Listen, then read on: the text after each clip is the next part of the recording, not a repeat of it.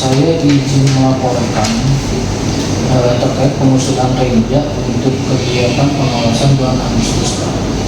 Di mana sesuai dengan target dan tugas, saya harus membuat rencana kerja 6 perusahaan yang terdiri dari 5 pemeriksaan berkala dan 1 rencana kerja pembinaan.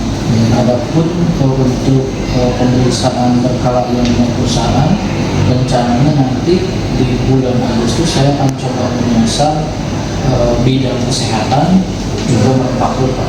Di mana juga mungkin saya akan ajukan Renja untuk pemeriksaan rumah sakit atau klinik, dan 3-nya terkait dengan pemeriksaan perusahaan manufaktur, Pak. Mungkin nanti saya akan coba untuk mencari yang daerah JBK dan daerah MM 2100 untuk memudahkan mobilitas. Sedangkan 1 rencana kerja pembinaan, nanti saya akan coba menyusun peraturan, Pak. Mengingat banyak isu di peraturan yang masih kebingungan terkait implementasi sebuah skala upah. Jadi saya akan coba buat rencana kerja, 6 rencana kerja itu sesuai dengan spesifikasi tadi. 2 untuk pemeriksaan industri kesehatan, bisa rumah sakit maupun klinik. 3 manufaktur. 1 rencana kerja pembinaan di sektor perkantoran. Nah, itu, Pak, untuk pengajuan rencana kerja di bulan Agustus. Mohon arahannya, Pak, terkait apa yang harus saya tindak lanjuti setelah pengajuan Renja tersebut. Ya, coba saya lihat dulu daftarnya. Jadi target Renja kan sudah dipastikan ada 5 pemeriksaan dan 1 pembinaan, ya. Nah, makanya jangan sampai nanti kurang dari target itu. Silakan diatur jadwalnya, karena tahu sendiri di Kabupaten Bekasi banyak pengaduan dan harus kadang dadakan, harus khusus. Makanya ya harus bisa mengatur waktu lah, harus target ini harus terpenuhi di bulan Agustus. Dan 1 lagi yang pembinaan juga harus dijalankan terkait dengan aturan yang permenaker yang baru kan juga ada, nanti bisa dijadikan bahan untuk sosialisasi lah sebenarnya. Termasuk juga nanti di itu juga ada pembinaan untuk sosialisasi terkait perubahan kerja melalui aplikasinya IOB. Jadi itu nanti tolong diinformasikan juga, kasih sosialisasi supaya perusahaan itu juga bisa menggunakan aplikasi. Ya. Berarti nanti agenda tambahannya di setiap perusahaan yang dikunjungi, nanti kita coba masukkan untuk mereka mendata dan membuat aplikasi yang baru, biar secara volume kerjaan informasi volume pekerjaan masyarakat bisa mengetahui, dan kita juga bisa melakukan audit. Iya. Kita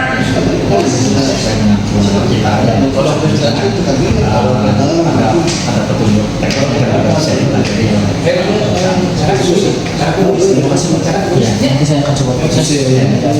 Oke, Terima kasih untuk Bapak hadir di kantor kami di PT Pengawasan Ketentuan Kerja 22 Dinas Tenaga Kerja dan Transmigrasi Bapak.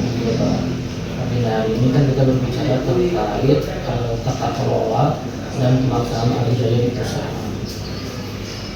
Tujuan kami mengundang teman-teman adalah untuk memastikan pelaksanaan alih daya sudah sesuai dengan ketentuannya, terutama terkait penerapan alih daya mengikuti PP 35 tahun 2021, ya.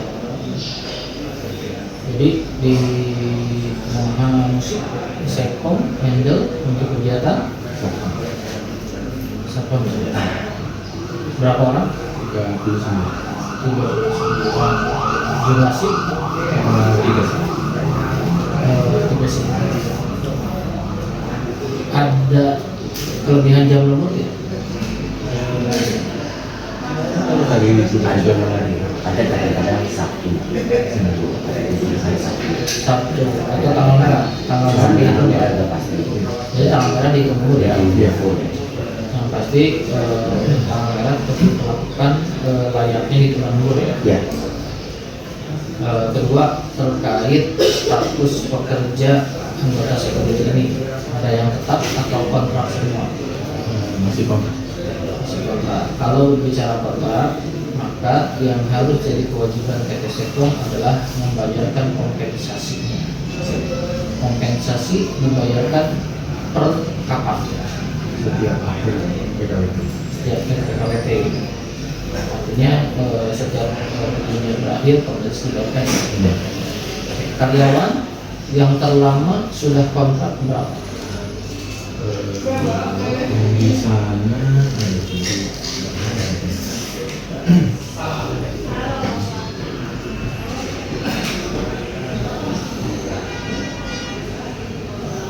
ada lebih dari 4 tahun?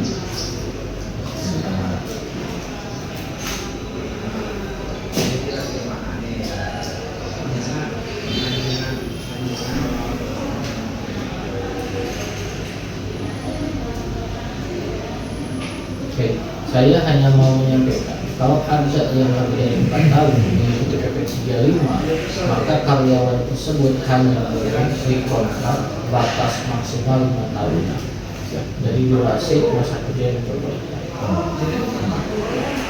Terkait BPJS untuk ketenagakerjaan dan kesehatan 39 orang ini terdaftar lengkap ya. Untuk kesehatan tidak ada masalah.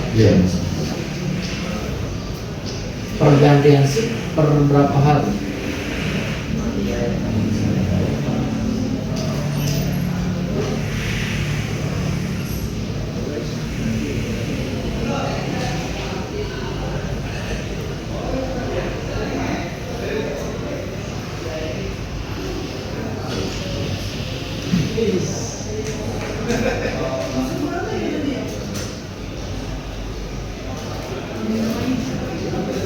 Per 5 hari sih Pak. Per 5 hari, jadi pergantian shift itu per minggu ya jatuhnya, per 1 minggu kerja. Oke, berarti dalam penerapan norma kerja pihak Sekom dalam pengelolaan di Yamaha Musik sudah tidak kendala ya? Tidak kendala Pak. Oke. Kita masuk ke norma K3. Berbicara norma K3, kita berbicara terkait aspek keselamatan dan kesehatan. Berbicara aspek keselamatan, teman-teman melakukan langkah-langkah preventif tidak untuk keselamatan pekerja. Layaknya kalau mereka membawa kendaraan pribadi, dapat nggak materi safety driving? Dapat Pak. Itu sertifikat ini kita sampaikan. Lalu kemudian kita ada pengecekan berkala juga soal terutama sisi apakah STNK-nya masih valid, SIM-nya masih berlaku, itu selalu kita cek berkala. Kalau ternyata SIM sudah mati, memiliki kita suruh sekarang panjang, yang kedua kita larang berdua. Oke. Kita berbicara PT Yamaha Musik yang kalau saya ke sana itu lokasinya kan begitu banyak barang flammable. Anggota security difasilitasi nggak pelatihan pemadam kebakaran? Ada kita dilakukan Bersertifikat atau hanya in-house saja? in-house, tapi pelatihnya kita punya sertifikat. Kelas berapa? C, D.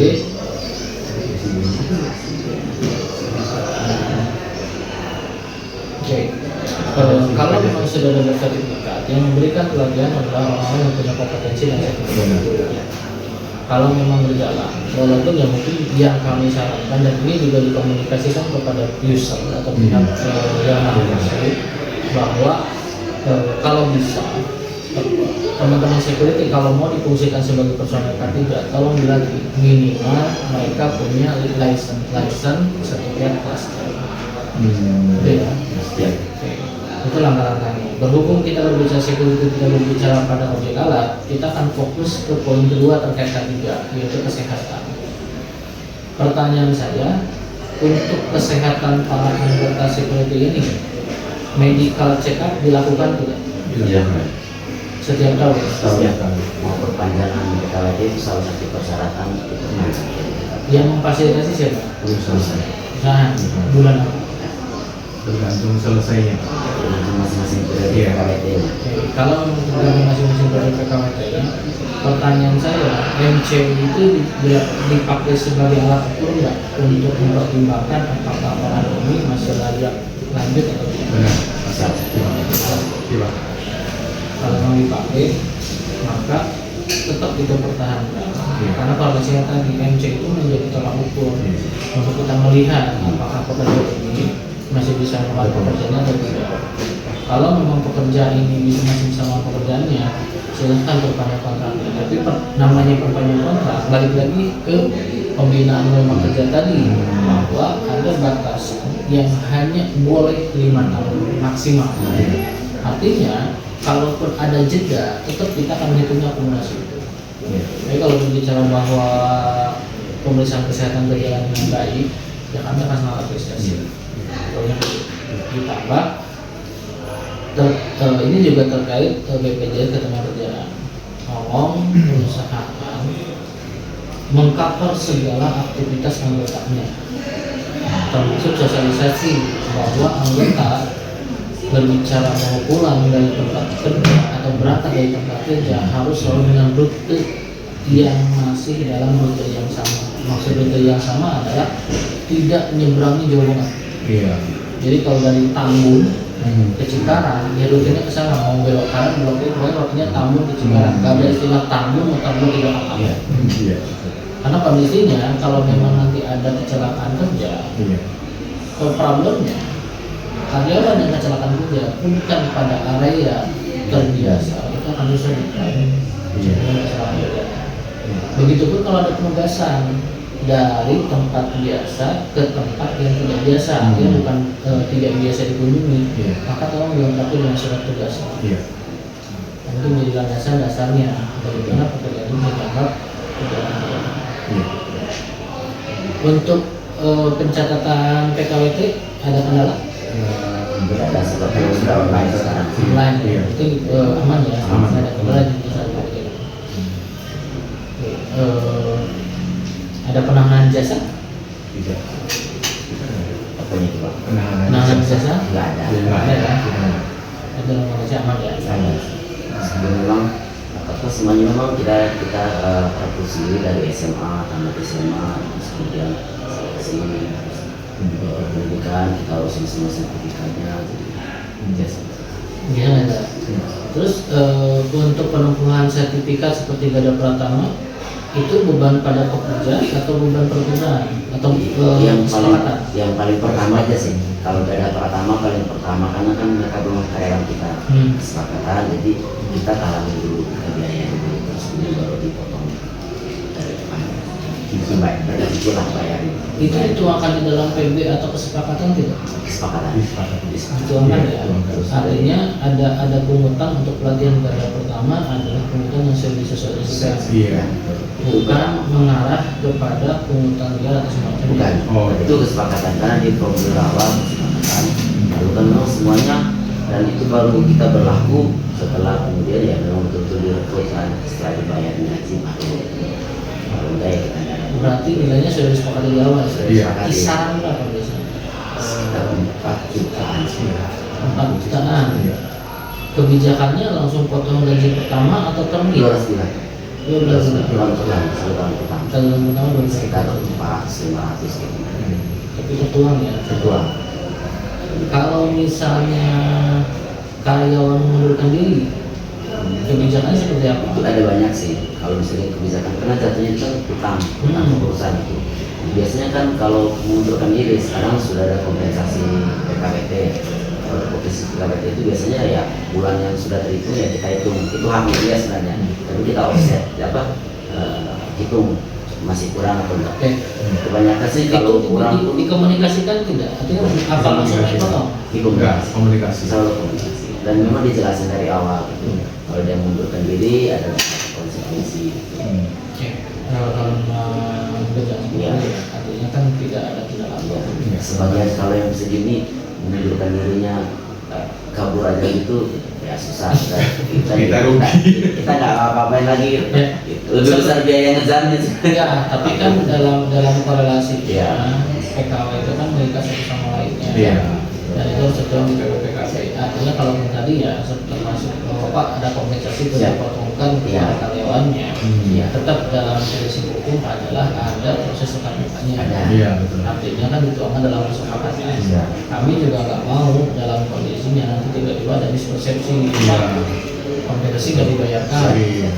dan gaji nggak diproduksi dan lain sebagainya. Iya. Itu yang menjadi problem. Iya. Tapi kalau memang aman, kata prinsip aman, Iya. oke.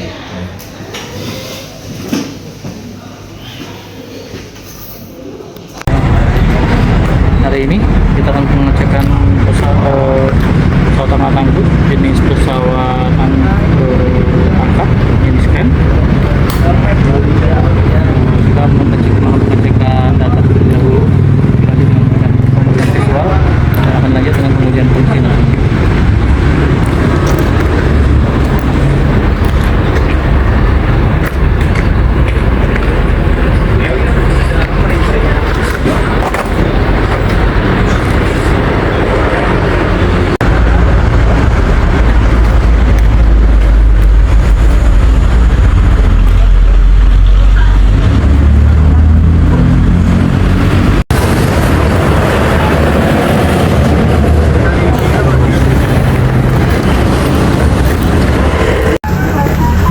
Masih datang ke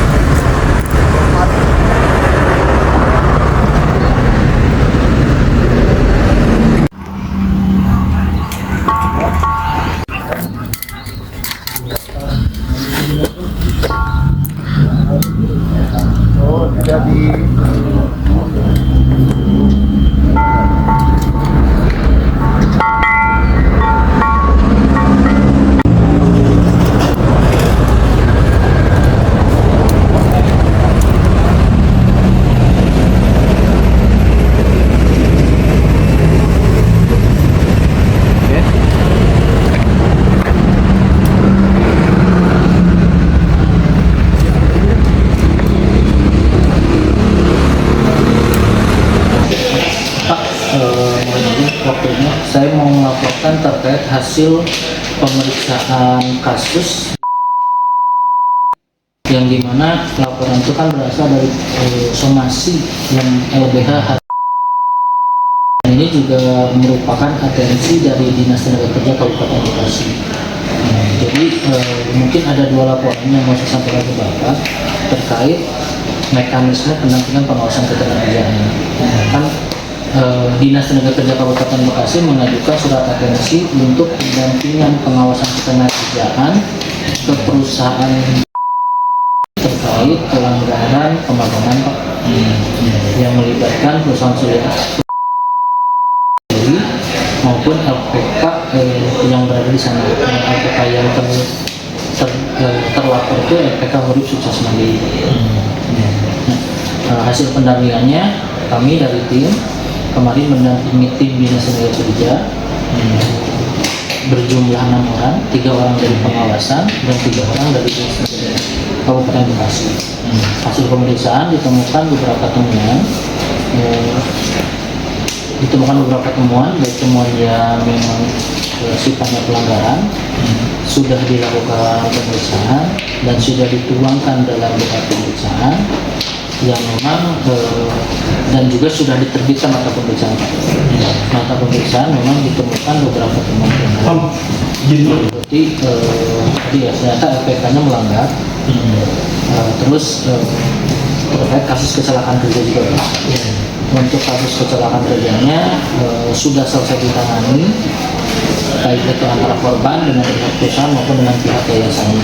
Jadi untuk korban kecelakaan kerjanya sudah ditangani, sudah dilakukan perawatan, dan sekarang sedang dalam masa penyembuhan.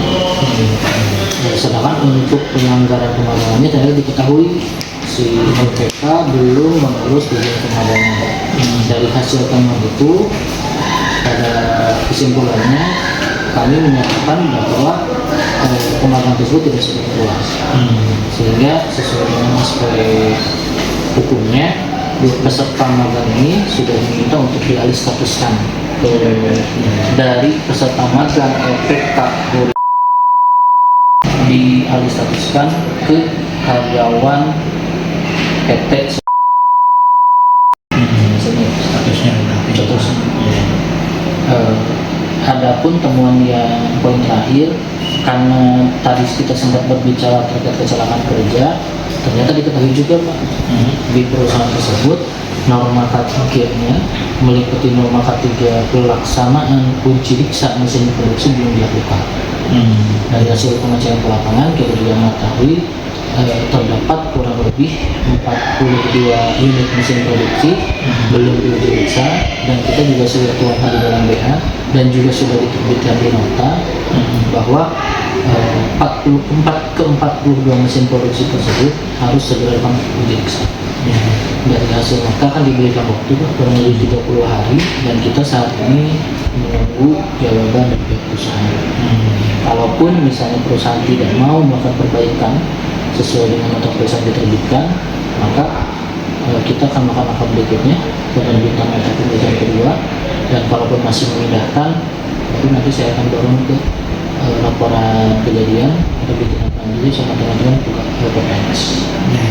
Kita semoga Baik, gini Pak Fahmi ya, jadi nanti tindak lanjuti sesuai dengan nota 1 sudah ya, sudah disampaikan dan dipantau supaya nanti dilaksanakan sesuai dengan temuan di nota. Terkait alat produksi K3 itu kan harus sesuai aturan regulasinya. Kemudian terkait pemagangan juga itu kan harus ada ini ya, resmi ya, izin dari Disnaker kabupaten itu supaya dipenuhi, supaya nanti temuan itu juga segera diselesaikan, dan nanti apabila tetap tidak memenuhi ya silakan nanti ditindaklanjuti dengan nota 2 dan nanti laporkan ke saya sebelum menerbitkan nota 2. Baik Pak, nanti kami akan tunggu dulu Pak dari pihak perusahaan terkait jawabannya, dan nanti kalaupun jawabannya tidak mereka berikan sebelum proses ke nota 2, ini saya akan laporkan ke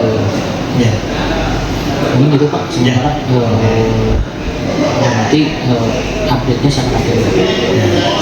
Mungkin nanti aja segera yang sampai nanti keburu nanti pengaduan lagi dari luar. Oh, satu lagi Pak, terkait hasil pemeriksaan ini, kita juga sudah menyampaikan informasi penanganan pengaduan kasus ke Disnaker Kabupaten Bekasi, karena kan memang ini kan atensinya dari Disnaker Kabupaten Bekasi. Dan untuk informasi pengaduan sudah dikirim minggu kemarin Pak, dan kita juga lagi menunggu surat jawaban dari Disnaker.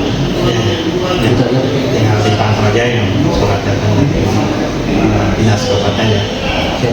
Coba. Sebenarnya Pak, terima kasih. Ya, terima kasih. Terima kasih atas waktunya dan kehadirannya dari teman-teman dari Pak Dedi sebagai pelapor maupun dari Pak Rabu ya, perwakilan dari PT. Adapun agenda kita hari ini terkait menindaklanjuti pengaduan kali ini. Pengaduan yang masuk ke kami garis besarnya adalah Pak Dedi mengeluh selama bekerja di bawah pihak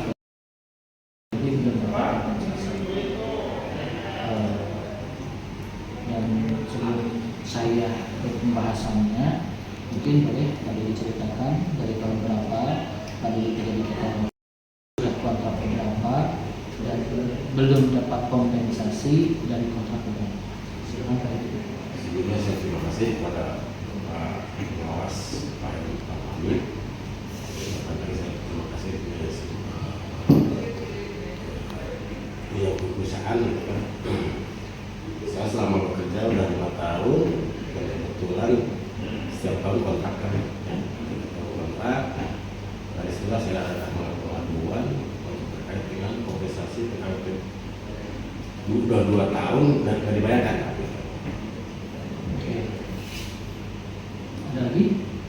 Nah, jadi saya akan tidak akan diri satu pengen ya tidak itulah sebagai apa disiplikan kantor pengawasannya mengerti saya harus mengerti siapa supaya bisa dikelirukan lah itu kan supaya hak-hak karyawan dari kita itu dipenuhi lah sesuai dengan aturan yang berlaku. Oke. Terima kasih Pak Didi ya terkait laporannya. Mungkin saya mau nanya ke Pak Wahyu. Pak Wahyu, menurut informasi Pak Wahyu itu kan baru ya di PT pemegangnya di PT Lotus. Tadi juga Pak Didi sudah menyampaikan, tapi saya mau memastikan dulu ya. Pak Didi bilang sudah 5 tahun di PT Lotus dan 2 tahun berjalan belum dapat kompensasinya. Saya mau pertanyaan dulu ya Pak Didi. Siap. 5 tahun ini berarti sekarang kan tahun kelima. Betul. Kontraknya masih jalan. Berarti ini sudah jalan 4 tahun. 2 tahun pertama kompensasi PKT dapat ya. Dapat. Tinggal yang 2 tahun berjalan belum dapat. Nanti kan kalau yang tahun kelima belum ya. Walaupun mungkin kalau mengacu ke Kemen bisa jadikan ini masa kontrak terakhir ya. Betul. Jadi oke. Mungkin saya ke Pak Wahyu. Pak Wahyu terkait kondisi ini. Berarti kan ada kondisi yang kita bilang sudah berjalan sebagian, belum berjalan sebagian.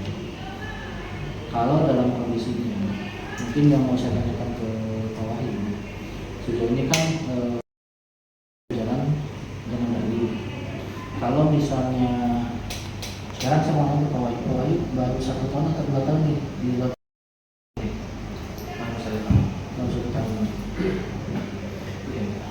transisi sudah berjalan untuk penyerahan laporan dan sebagainya dari HRD sebelumnya? Belum proses. Belum proses. Oke, kalau masih ada proses, ini saya bilang kan hanya terkait kekosongan saja ya. Jadi gini Pak Wahyu, kaitan dengan kondisi ini, kita kan dari pemerintah memastikan, terutama dari pengawas ketenagakerjaan memastikan apa yang menjadi hak normatif pekerja itu harus dibayarkan. Nah, kalau saya melihat kasus ini, pada prinsipnya kan saya nggak dalam aspek untuk menyalahkan Pak Wahyu. Kita hanya coba meluruskan ya kondisi yang terjadi. Artinya kalau baru Pak Wahyu setahun, berarti kan ada HRD sebelum Pak Wahyu ya. HRD ini kan juga kita kan sangat susah untuk menghadirkannya, tapi kita nggak berusaha membahas yang belakang. Yang mau saya jelaskan ini, kewajiban kompensasi telah diatur dengan Undang-Undang Cipta Kerja juga di PP 35/2021. Artinya menjadi hak pekerja kontrak bahwa setiap habis selesai kontrak dia harus dapat kompensasi pegawai. Di kasus ini, Pak Dedi sudah dapat nih 2 tahun. Pak Dedi cuma belum dapat yang 2 tahun lagi. Tapi kalau dari cerita Pak Wahyu barusan, saya bisa mengambil kesimpulan ini. Ada miskomunikasi pergantian dari HRD sebelumnya ke Pak Wahyu. Saya takutnya kan ini yang mati bisa Pak Wahyu pastikan ya untuk kembali ke perusahaan. Pada saat kekosongan itu hal-hal teknis seperti pembayaran kompensasi itu takut saya kan yang datanya belum sampai ke meja Pak Wahyu.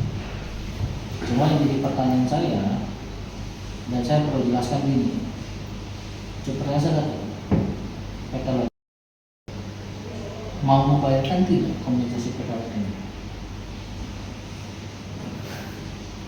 Oke, nggak apa. Poinnya ini, cuma jawab mau apa tidak. Kalau mau berarti kan saya anggap PT Lotus akan menjalankan kewajibannya. Kalau tidak, kita kan berbicara pada aspek penanganan perusahaan ini. Saya cuma butuh ini, kan Pak Wahyu bukan yang menangani perusahaan. ada gini, Pak Wahyu nggak usah grogi, nggak usah takut. Jadi kan hadirnya ke kita ini belum ke proses pengadilan. Kita berbicara apakah ini sudah selesai di sini atau tidak. Jadi kalau Pak Wahyu bisa bicara, oh ya Pak, saya mau melaksanakan. Nah, ketemu kesepakatan ini, nanti teknisnya Pak Wahyu kan tidak akan itu di perusahaan. Ya pertanyaan saya gini, Pak Wahyu kan sebagai representatif dari perusahaan ini.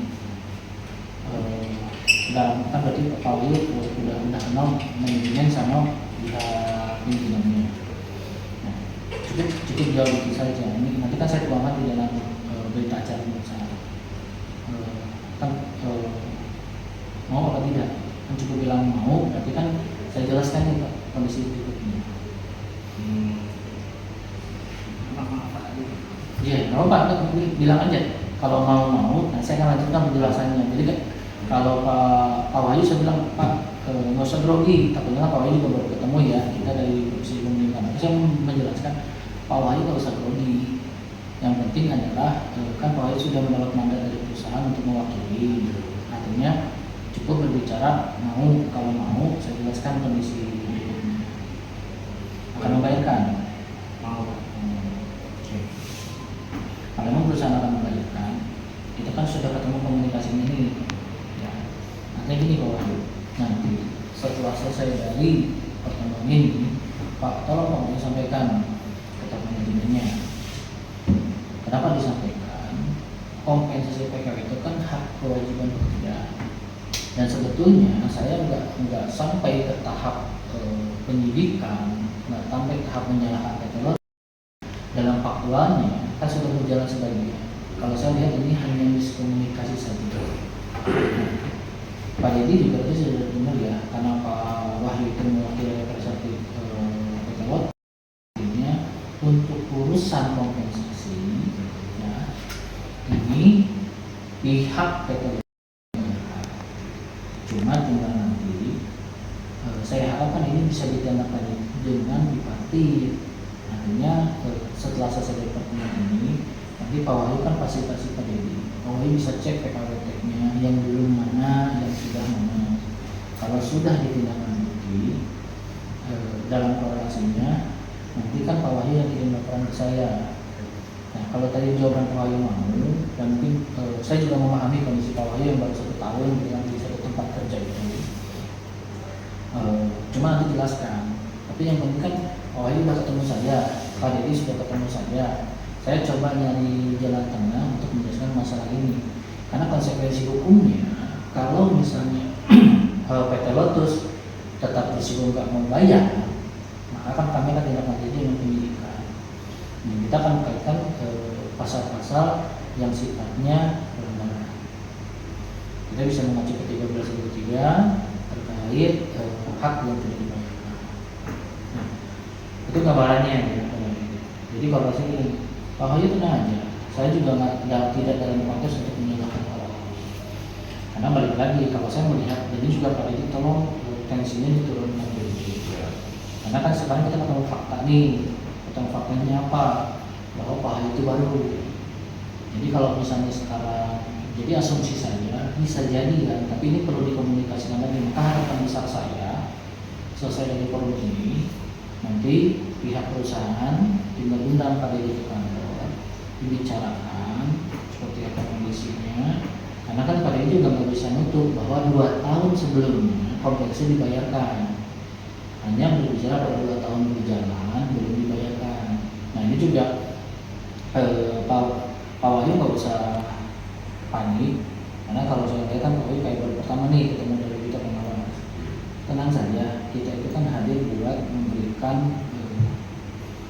ruang ya, yang kita tidak akan serta-merta dinyalahkan. Jadi kita mau mencari win-win solution-nya. Win-win solution yang diharapkan apa? Tuntutan Pak Dedi bisa dibayarkan dan pihak perusahaan tidak perlu disalahkan. Jadi dalam konteks sekarang, Pak Dedi cuma satu, setelah selesai dari ruang ini, nanti pihak perusahaan mungkin besok atau lusa setelah Pak Wahyu melaporkan kepada pimpinan, ya Pak kemarin sudah dipanggil oleh pengawas ketenagakerjaan terkait ada dari Pak Dedi yang kondisi PKWT belum bayarkan. Kalau saya kan Pak Wahyu bisa kan minta data di mana berjalan Terus kalau Pak Wahyu sudah dapat gambarannya, tinggal duduk bareng dengan Pak Dedi, sepakati, selesaikan. Nanti yang penting poinnya gini Pak, terlepas kondisinya apapun, yang saya pegang itu adalah pemilik perusahaan mau menyelesaikan dalam konteks mau membayarkan kompensasi yang belum diberikan. Dalam korelasinya kan ini juga belum muncul pelanggaran ya, karena saya bilang belum muncul pelanggaran, toh Pak Dedi juga masih terikat kontrak nih di tahun 2005 ini. Jadi Pak Wahyu tadi cuma selesai uang ini, mungkin kasusnya kan bukan Pak Dedi saja nih, nanti kan coba tindak lanjuti juga, proses juga, apakah ada rekan-rekan yang satu shift atau satu tim dengan Pak Dedi, ada juga yang belum menerima kompensasi. Nanti kan nanti kita hitung akomodasi. Karena kalau saya lihat ini kan takutnya hanya ada miskomunikasi terkait pelaporan dari ada sebelumnya ke bawah. Jadi Pak Wahyu tenang aja. Justru kenapa saya memilih Pak Wahyu sekarang? Tujuannya adalah apa? Agar kasusnya tidak perlu sampai ke tindakan remisi. Ini kan masih bisa kita preventif. Maka saya jelaskan hak-hak. Jadi kalau Pak Wahyu sudah membuat keputusan dan bilang Pak, perusahaan mau membayarkan, saya nanti akan tunggu. Kira-kira 2 minggu cukup waktunya? Kalau bisa sih sepanjang lah ya. Sebelum itu dibayarkan dan juga melihat bahwa dari satu tim saya itu bisa termasuk sama dengan saya, itu kan belum dibayarkan. Nah, saya pengaduannya hari sendiri aja. Nah, makanya gini, 2 minggu itu adalah jeda terlama. Artinya, karena lebih jauhnya saya hanya bisa memberikan penasihat teknis yang sampaikan perusahaan dalam kondisi melanggar. Jadi kalau harapan Pak Dedi pengen lebih cepat, silakan. Walaupun tadi bisa berlangsung, kita akan selalu berharap itu sudah satu final. Tapi minimalnya waktu 2 minggu ini setidaknya minim-minimnya kepastiannya sudah ada. Artinya nanti setelah disepakati, kalau saran saya kan jangan sampai hanya berhenti di Pak Dedi. Jadi kumpulkan yang satu tim dengan Pak Dedi, nanti kan disepakati apakah mau dibayarkan setelah 2 minggu atau kesepakatannya apakah mau dibayarkan setelah selesai kontrak yang periodik sekarang. Yang penting nanti tertuang di dalam kesepakatan, dan kesepakatan itu nanti tolong ditembuskan ke saya. Menurut saya jadi patokan. Dan kalau ini selesai dan memang sudah ketemu kesepakatannya, mungkin nanti saya akan minta Pak Dedi untuk bisa coba. Siap. Itu ya? Siap. Gambarannya ya.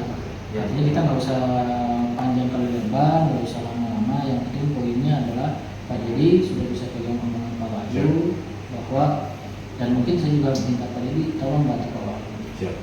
Karena kondisi peralihan, ada pekerjaan baru, kan selalu ada banyak informasi yang terputus-putus. Kalau memang solusinya bisa ketemu kan nggak perlu ya kita sampai pengaduan. Dan nanti bentuk komitmen akhirnya, kalau memang sudah selesai, sudah ketemu kesepakatannya, nanti kirim PBB. Siap.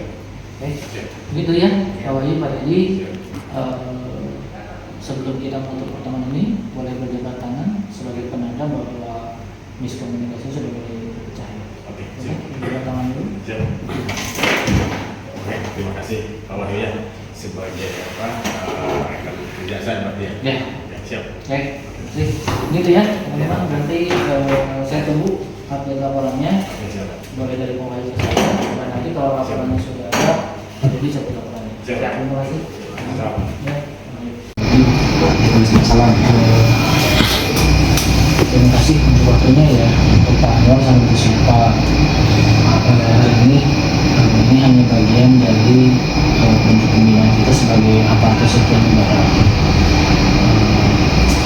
Mengingat Pak Anwar sama Bu Sipa adalah pegawai negeri sipil angkatan baru, mungkin ada beberapa hal yang perlu saya sampaikan sebagai bagian dari pembinaan.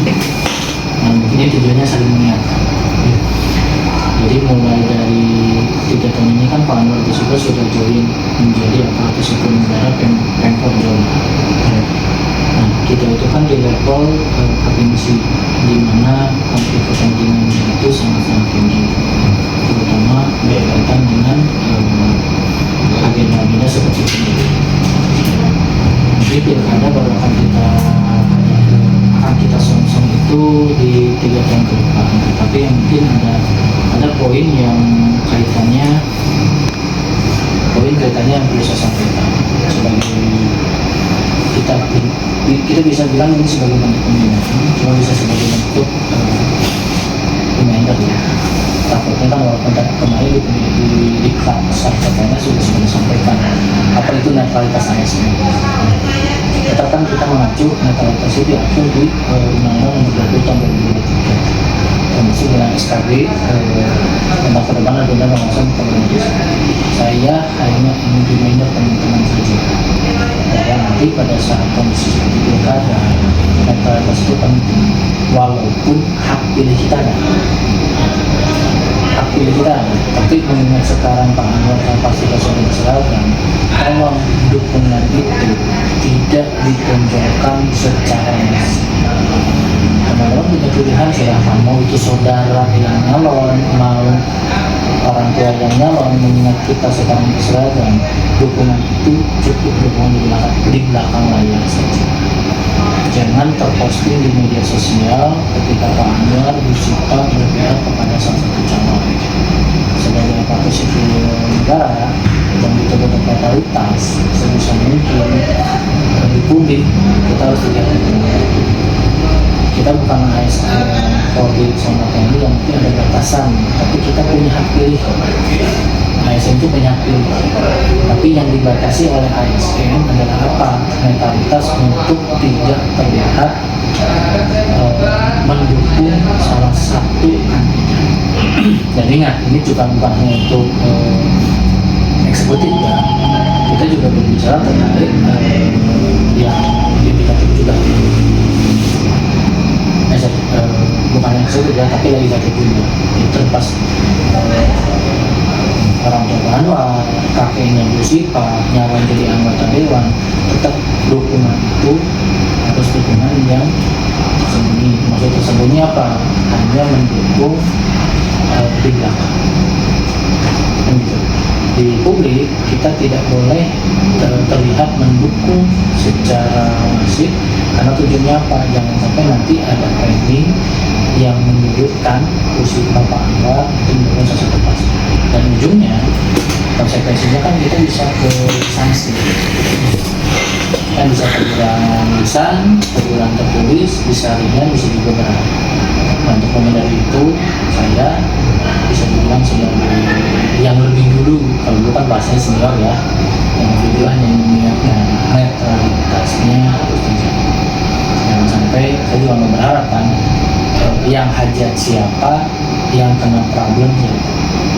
Jangan sampai nanti yang bupati terpilihnya kepilih, kita malah menghadapi masalah karena kasus itu.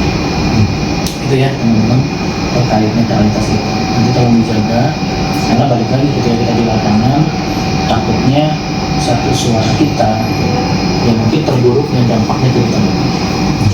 Ya, segitu aja untuk pembahasan terkait bagaimana kita menjaga netralitas ASN. Dijaga saja, dan kalaupun ada yang ragu boleh ditanyakan, kita sambil diskusi.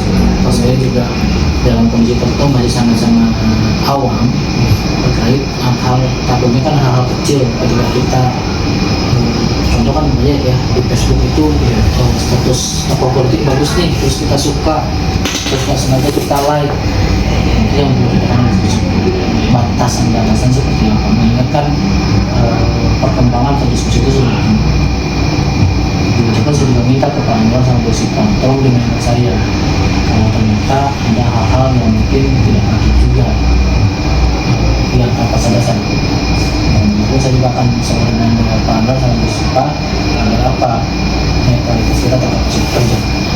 Itu ya, nanti dibagi lagi videonya atau sudah ada, kita saling belajar, nanti kan salah satunya kita saling asah masing-masing. Ya, Anwar Bu Sipa dan salah satu pekerjaannya Pak, sehingga kedepannya bisa lebih masuk. Ya, masih ya, mantap ya, selamat